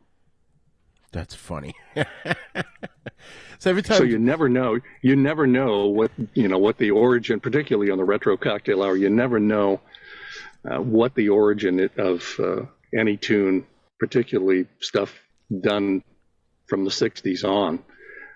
You never know where it came from. I played, there's a really strange album called The Exotic Sounds of Love, done by 101 Strings, and you couldn't get more elevator music than 101 Strings. Oh, I love them. And well, I do too. However, this is one of those albums where you're like, who was this intended for? Because what they've done is taken tunes, previously recorded tunes, including several tunes by Les Baxter from other 101 Strings album, and they've overdubbed them with an actress groaning pretty orgasmically. And you think 101 Strings, their market is older listeners. So, when I play these, I'm like, were my grandparents going to listen to this? So I like to pull that album out every once in a while and play it. And whenever I do, I always get at least one complaint. Or if I play, occasionally I've even played music from softcore porn films. Because sometimes, Les Baxter did music for a couple of films that are kind of softcore pornish. And so I'll frequently, mention that fact. Right. And, people get upset that I'm playing music from porn films. Come on. It's not like they're singing. It's music. Anything. It's music. There's a new band. I think they're European or Japanese. I think they're Japanese. And the name of the band is Satanic Porno Cult Shop. And the album of theirs that I have is an Exotica album. Now, granted, they're doing new electronic takes on Exotica music, but it's still straight on Exotica music. Right. But then there's that name, Satanic Porno Cult Shop. So the first time I played something by Satanic Porno Cult Shop, we got a complaint at the station from a lady who was upset that I was playing Satan's music on the Retro Cocktail Hour. So I get some interesting calls, some interesting emails from people who kind of only half heard something and they're not sure what it was, but they don't like it, whatever it is. Right. So. Well, I've played Retro Cocktail Hour backwards, and what it tells me is, go to bed early, do your homework, brush your teeth. So. Well, we try to embed a public service message in every program, Roger. Right. So I'm glad you picked up on that. One thing I was looking at in my collection as well is I had a bunch of cha-cha and rumba and mamba and samba albums. Have you ever heard of a guy named Peter Schickele? Sure, P.D.Q. Bach. Yes. Yeah, because he used to have a show back in the 90s. I had a job where I was up at 4 a.m, and he had a radio show called Schickele Mix, and he would talk about all of these kind of the beats and how to determine if it's a rumba or a samba. If it's a tango, it'll make this kind of a beat, and I'm not going to do it because I don't remember. But I just remember that really sort of introduced me to that kind of music, which also falls into this category, correct? Very much so, yeah. I'm a big fan of Latin music, and you're right. They're all those styles are all very distinctive and have a very distinctive beat. I don't know that I could explain it either, but you're absolutely right. Yeah, it's just fascinating. So if people ever can find that show, it's really educational. Now I wanted to bring up. Well, you mentioned 101 Strings, and also I love them and Percy Faith, and you played Percy Faith as well on the show, right? Yeah, especially his Latin records. He seems to have had a real affinity for Latin, Afro-Cuban music. So the Percy Faith records that I've heard, the ones that really sparkle are those. Yeah. I mean, I'm a big movie soundtrack fan, too. In fact, the very first album I ever owned, my parents bought me, was the soundtrack to Benji. And so, which to this day still runs through my head. But so many times over the years, I've had albums in my collection where it's like, you know, Ferrante and Teicher or Percy Faith or 101 Strings covering famous movie themes. And I just love that. They seem to catch, I don't know, they seem to capture them very well in their own way. Yeah, Ferrante and Teicher has one of my favorite movie themes they did is the theme from Barbarella. Yes. Which I played on the show often. They also have another album that I picked it up for $1. It was still sealed, but a local record company was having a loading dock sale, and everything was $1. And they had this album, and I can't remember the name, but it was something. I still have it. I play it periodically on the show, and this album had to be from the 70s. So we're later in their career. And they have a tune on it called Hong Kong Soul Brother, which is like the theme for a Bruce Lee movie. Oh, wow. It is. It's not a movie theme, but it could have been. In fact, when I first heard it, I thought, what movie is that from? Well, no, it's not from a movie. It was just done for this album. It's the only time they ever recorded it. I don't know if anybody has ever covered it, but it's got, it's got some exotic elements, but also it's got that blaxploitation flavor going too, because this was in the early 70s. Right. So those two things are kind of have a midair collision in this tune, and it's great fun. That's awesome. Wow, I'll have to look that one up. That's so funny. What I wanted to bring up too was that I had sent you before the show. Did you get a chance to look at the picture I found from the newspaper? Yeah, that's a new one on me. I had never heard of a Xavier Cugat dance school. Right. So, folks, for those listening at home, I do a lot of newspaper research and stuff into movie ads and whatnot for things that relate to what we're talking about. And I just happened to be doing one on The Creature from the Black Lagoon, and I scanned over to the right on the newspaper page. It was from the El Paso Herald-Post from March 17th, 1954. And as Darrell said, it's an ad for an Xavier Cugat dance school, which is great. I mean, did a lot of these artists maybe do stuff like this on the side? Not that I'm aware of. Fred Astaire, who is not really literally what I would think of as a space-age pop artist, had his own dance studio, still does, I think. I think they're still in business. Wow. And Arthur Murray, of course, had the big chain of dance studios, which are still in existence. And there were a whole series of albums that were done at Capitol Records under his name, each of which came with its own printed set of dance steps, because each album was devoted to a different type of dance. Like Les Baxter did a Arthur Murray tango record. There's one of sambas, one of cha-chas, mambos. So those were all tied into the Arthur Murray dance studio. But I got to say, I'd never heard of a Xavier Cugat dance studio. And in fact, after I looked at that, I Googled it, and I came up with nothing. So wow, maybe there was only one in El Paso, Texas. I don't know. Clearly, there's a story there. Exactly.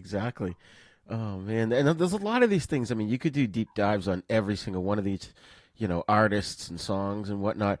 But can you just tell us a little bit, since we brought him up, a little bit about Xavier Cugat? Xavier Cugat was an interesting guy. He was originally a violinist, and he formed a rumba band in the 1930s. I always like to say that Xavier Cugat never met a musical trend that he couldn't jump on, because he well, and I mean that in the best possible way, because he, originally had a rumba orchestra because rumbas were popular in the 1930s, but as tastes changed over the years, he adapted. So that, his early recordings were rumba records, but if you listen to his stuff from the 70s, I mean, he's out there, man. He's that version of Music to Watch Girls by that you just mentioned, that I played a week or two ago. That's Xavier Cugat. So he was, or somebody was constantly inventing with that band and finding, whatever, what new thing can we adapt for our sound. So he kept his recording career going for a number of years. Plus, he was married to Abby Lane and Charo, so that doesn't suck either. That's true. Oh, man. So one of the things you mentioned, too, as of this recording on your most recent episode, you talked about how Strand was one of the worst record labels out there. Can you tell us about that and maybe go over what some of the best and worst labels are? I'm fascinated by the budget labels, as many listeners to the Retro Cocktail Hour are, because in many cases they were fly-by-nights, or a place for the mafia to launder money, right. Or there's all kinds of crazy stories about them. Some were better than others. Crown Records is sort of the king of the budget labels. It was owned by the Bihari brothers, who owned a number of labels over the years, all of them kind of sketchy. And the hallmark of the budget label is that they're pressed on really cheap vinyl. They used to say, with some of these records, you could still see the newsprint. You could still read the newspaper story from the newspapers they had dumped into the vinyl mix. I've never run into any that were that bad. But the vinyl is always not the best. So, I've bought sealed copies of Crown Records from the 60s that hissed immediately on the turntable. Strand was a New York-based budget label that had a reputation for not paying their artists, or acquiring recordings that an artist made years before and then releasing them without telling the artist, and obviously without paying the artist. And many times, what budget labels did was pick up cheap European recordings and then slap a different name on them. And, they were big on reissuing the same albums over and over again, just with a different name.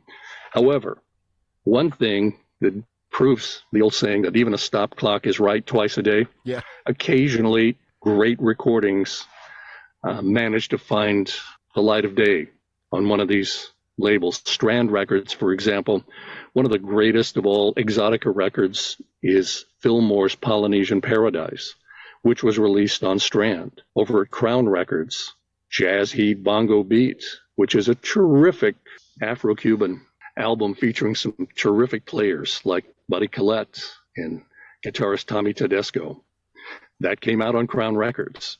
It probably came and went, and there's no question that it was reissued a number of times under a different title, credited to different performers, released over and over again. So there's a lot of bait and switch that goes on with the budget labels. You'll be buying a record you think is one thing, but it turns out to be another. Robert Drasnin's famous Exotica record, Voodoo, also known as Exotic Percussion, was released on the Tops record label.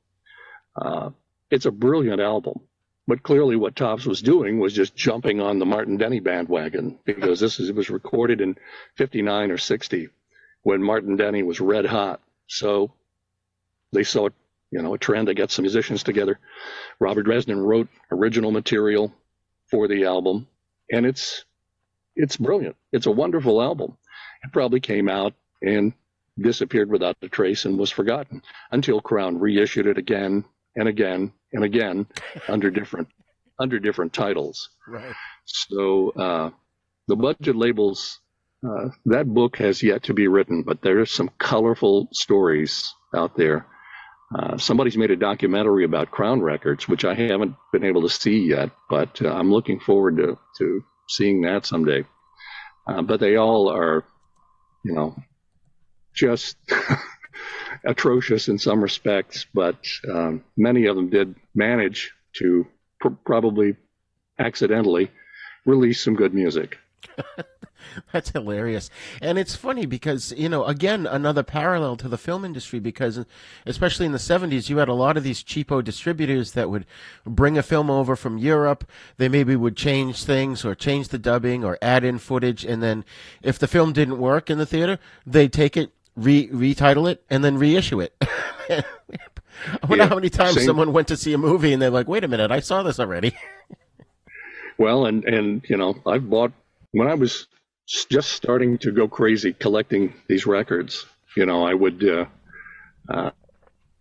Jazz Heat Bongo Beat is one of my favorite albums, done for Crown Records in 1960. Great bongo record, Afro-Cuban, Latin rhythms. Later, I find this album on Crown called Crazy Bongo by Haji Baba, by a player called Haji Baba. And I thought, I don't have this, so I bought it. Well, it's Jazz Heat Bongo Beat. They've just retitled it, credited it to a fictional artist, and changed all the track titles. So to look at it, you're not going to know you're buying the same record again. But I've kept it because it's kind of, I kind of dig that they were audacious enough to do that kind of thing. But that was not uncommon with budget labels, which makes compiling a complete discography a real challenge, because you don't know, you can never really trust what's the liner notes to tell you anything on a budget label. Wow. Now, what about some of these gimmicks that they use? Like, again, I reference this because I happened to listen to it yesterday, your most recent episode, but you mentioned that an album was done in Vitaphonic stereo, which you described as basically, stereo. Yeah. Did they do a lot of these gimmicks to sell records? Oh, you bet.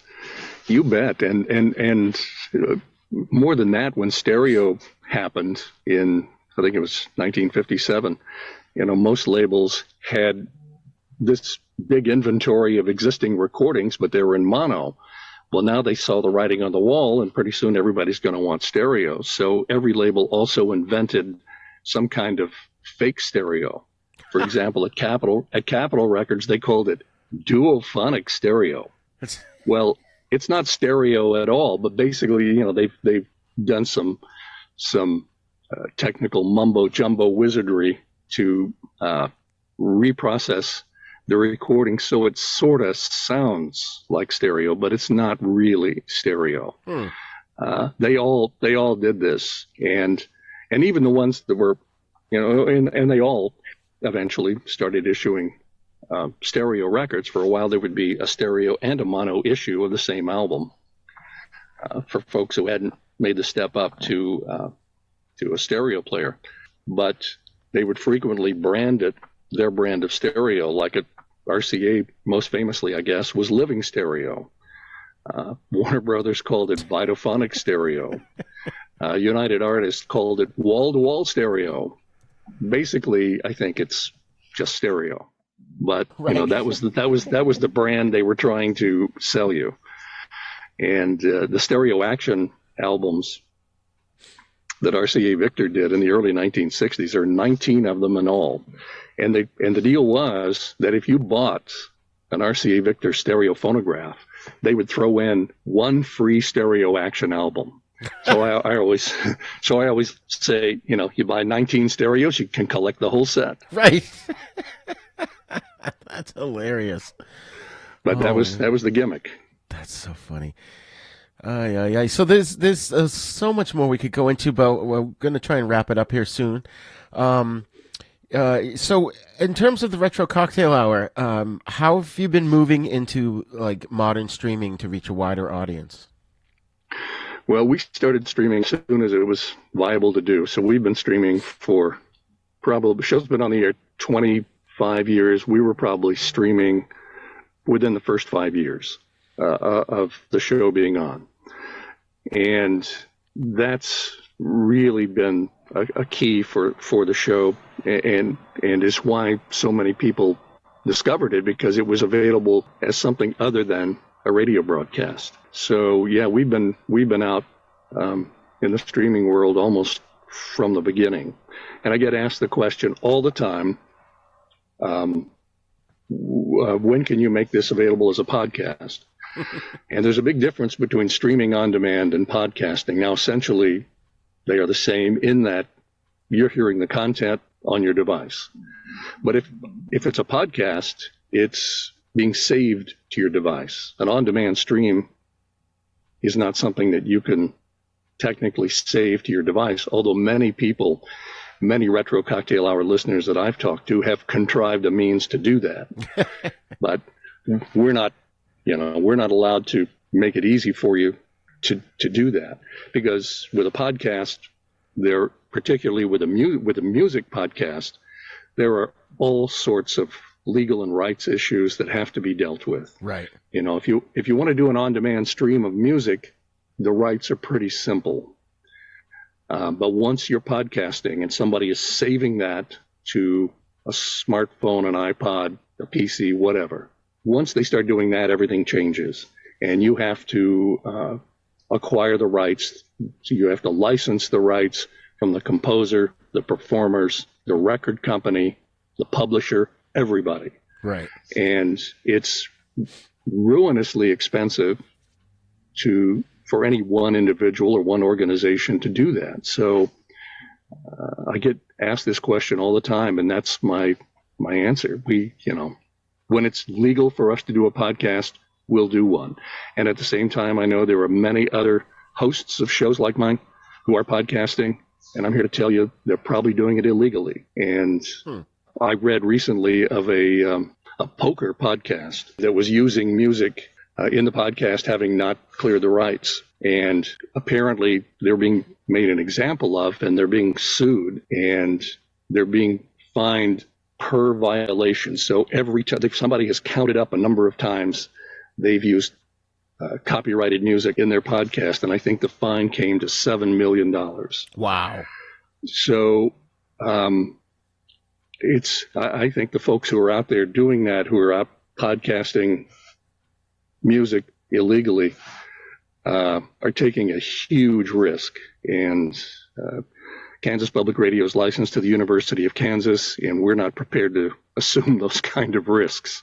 Right, that makes sense. So I feel like once it's legal for us to do it, we'll be right there. Yeah. But until that day, all we're able to provide legally is an on-demand stream. Having said that, I know many people have contrived all sorts of ways to record the on-demand stream or the live stream when the show is broadcast live, so that they have a recording of it. But we have nothing to do with that, so that's not something we are held responsible for. So exactly.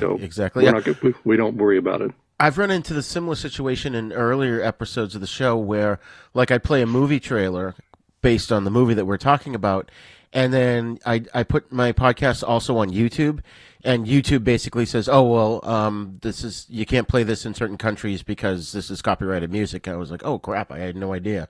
So I've had to change things around, It's a very murky world, and it's hard to get a definitive answer sometimes about, is this legal for me to do or not?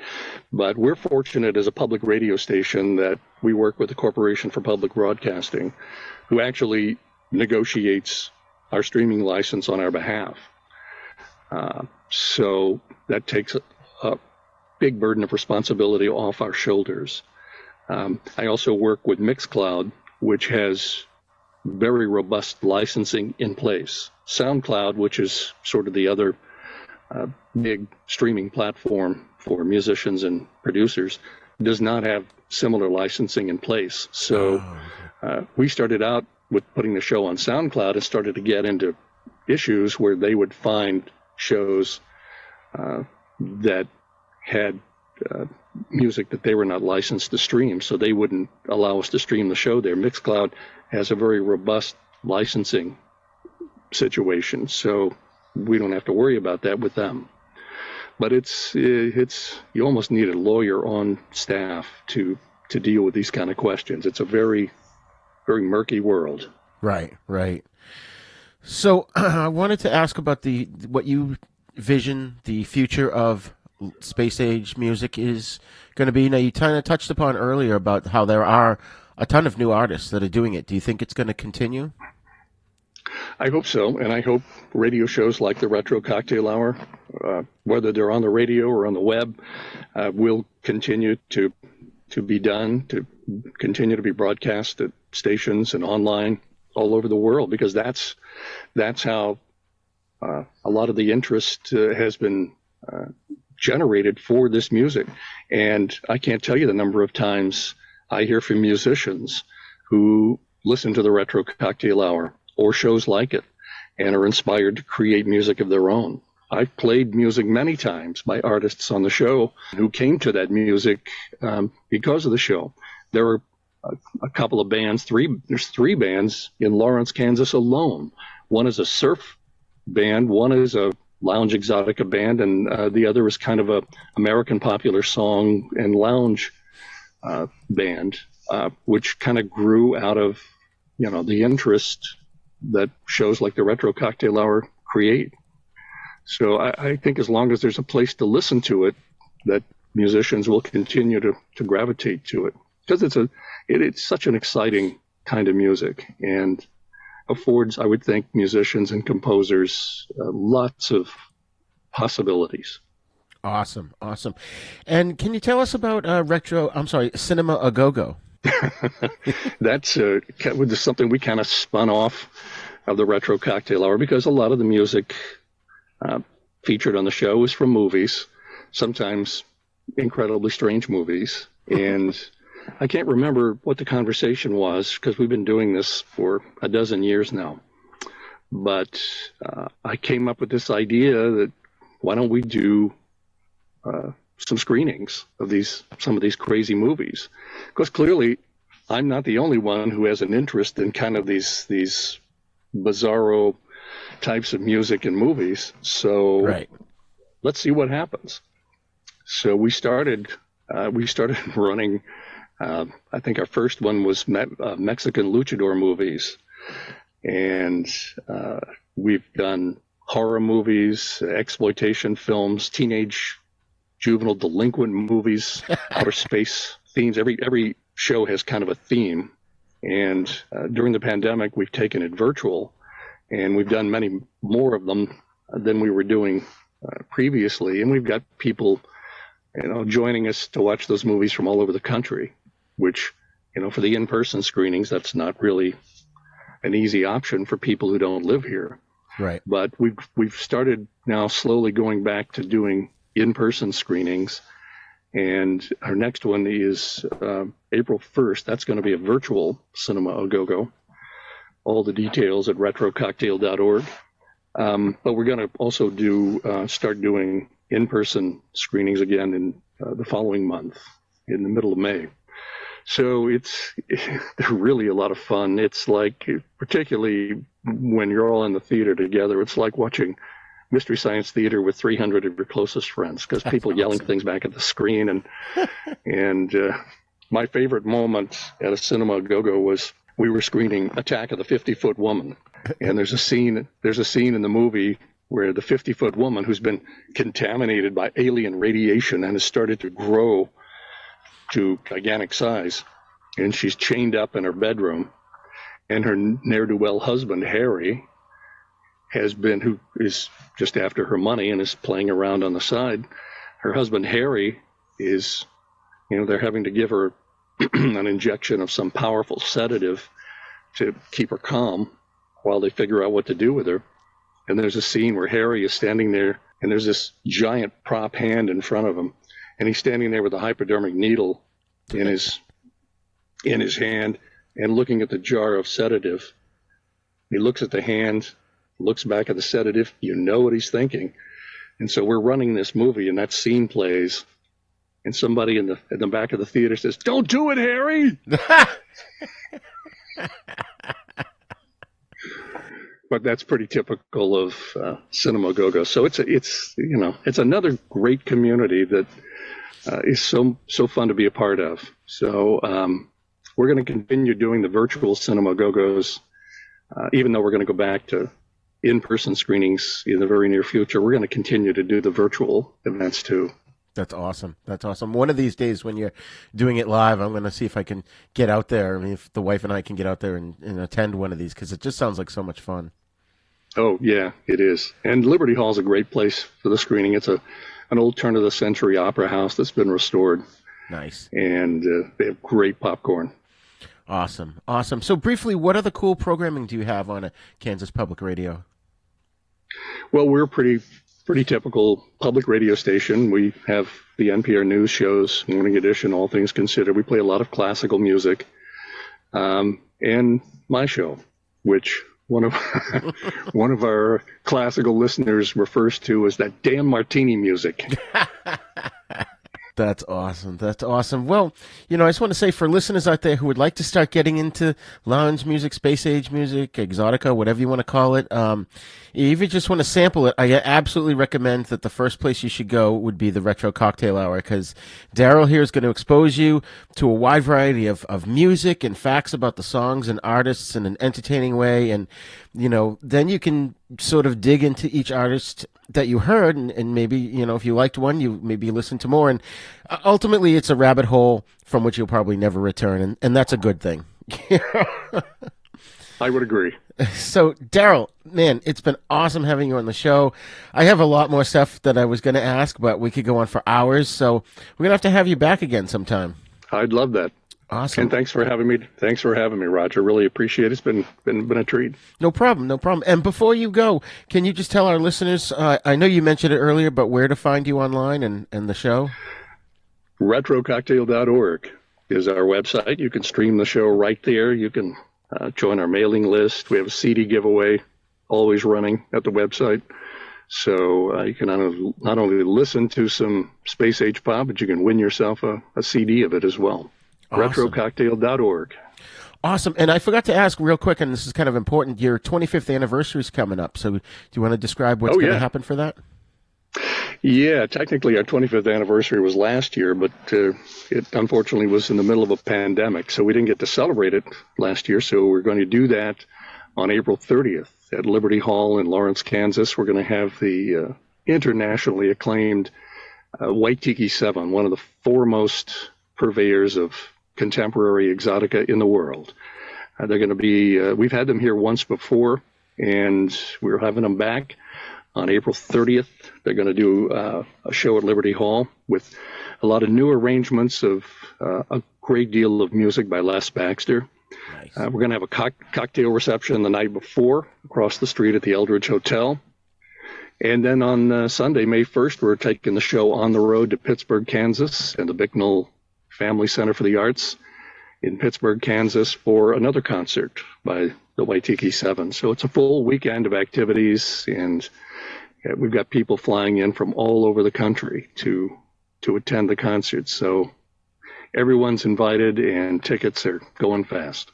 That's amazing. That's amazing. And they can get the tickets on retrococktail.org, correct? You can indeed. Awesome. Awesome. Well, thanks, Darrell. You have an open invitation to come back on the show anytime you want. We talk about more music. You bet. Anytime, Roger. Thank you so much. Excellent. Take care. So, Chris, what do you think of this interview? Because I am a huge fan of Darrell Brogdon.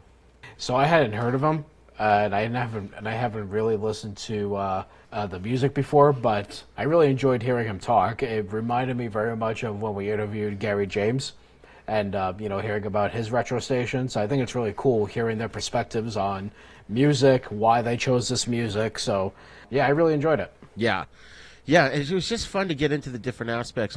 Now I'll give you one example, because I know you've at least heard some of the types of music that he plays.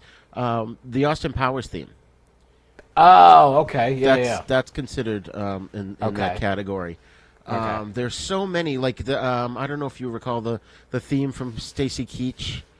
No. Oh, it's Darrell's gonna kill me because I can't remember the name of it. If he's listening right now, he's screaming the name of it. Oh, it's Harlem Nocturne. Okay, is the name of it. If you hear it, you'll go, oh, I've heard that before. So if you listen to his show, you'll start to recognize things here and there. I mean, there's a series of CDs out there called Ultra Lounge. And there's like Christmas albums in there, and then there's like regular ones, and one of them is TV and movie themes. I think is the title of it, and it's got one song that's the Dick Van Dyke theme that goes into an instrumental of the Alvin and the Chipmunks show theme. And cool! It's brilliant, and it's so good, you know. And then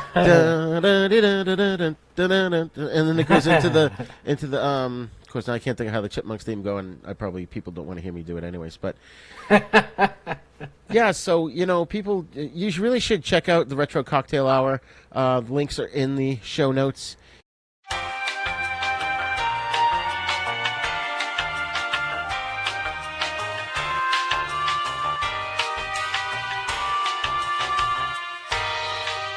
And send us your feedback. Let us know what you thought about this, and if we've turned you on to lounge music and space age pop and Exotica, all the stuff that we talked about. And if you want to, you can send your feedback to thenisnow42@gmail.com. You can also join in the conversation at our Facebook Then Is Now podcast group. That's right, and Then Is Now podcast is a proud member of the Dorkening Podcast Network, so be sure to check out the other great shows there at the dorkeningpodcastnetwork.com. And you can find me at Facebook, Instagram, and Twitter at Stories in Motion. And you can also go to my website, which is storiesmotion.com. You can also visit our website at havenpodcast.com, where you'll find our sister show, The East Meets the West, in which we discuss Shaw Brothers films and spaghetti western movies. And while you're there, click on the Patreon and TeePublic links to get some exclusive stuff. That's excellent. And Then Is Now is on YouTube, so please visit youtube.com/user/UncleDeath1 to get the latest videos, as well as other fun videos. Please subscribe to our YouTube page, and also share the video versions of our podcast with your friends, and get them to subscribe as well. And don't forget to go wherever you download your podcast from, and if you like the show, please leave us 5-star reviews so that more listeners can find us. The more good reviews that we get, the more we go up their recommendations list. You can find us on all the podcasting apps, especially the big three, iTunes, Spotify, and Stitcher. Class dismissed.